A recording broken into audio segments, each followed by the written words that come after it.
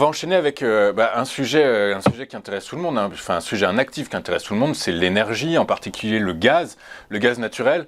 Jean-Bernard, le gaz qui ne cesse de croître depuis quelle que soit l'unité de temps choisie, hein, qu'on soit de court, moyen ou long terme.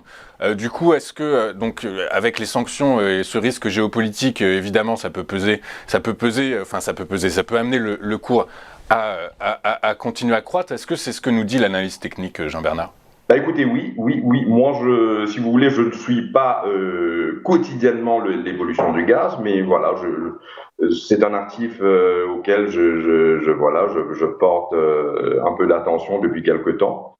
Ça fait on va dire quelques années que je le suis, et c'est vrai que voilà, depuis, comme vous le voyez, depuis le plus bas, le gaz continue à croître. Depuis presque 2 ans maintenant, le prix du gaz n'arrête pas de grimper. Il faut dire qu'avec les tensions actuelles avec la Russie qui fera face à des sanctions des alliés européens, pourrait à son tour fermer le robinet du gaz. Mais pour l'instant, on n'entend pas beaucoup. C'est pour ça que voilà, il n'y a pas vraiment une accélération. Mais voilà, il faut dire qu'en Europe, l'Allemagne est le premier importateur de gaz de la Russie avec environ 60% de son besoin total. La France, quant à elle, en importe un peu moins, je crois environ 20% de son total nécessaire de la Russie. Donc l'Europe devra se tourner vers des pays comme le Qatar, éventuellement l'Australie pour son approvisionnement en gaz. Comme vous le doutez bien, ça coûtera beaucoup plus cher.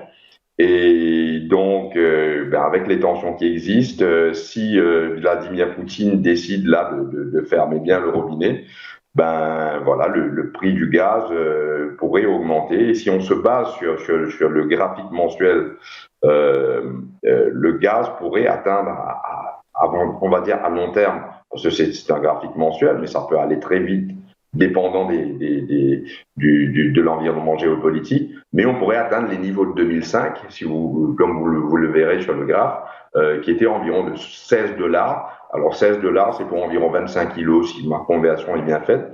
Donc tout ceci dépend de Poutine, on va voir s'il ferme la main. Mais graphiquement, oui, le gaz va continuer à monter.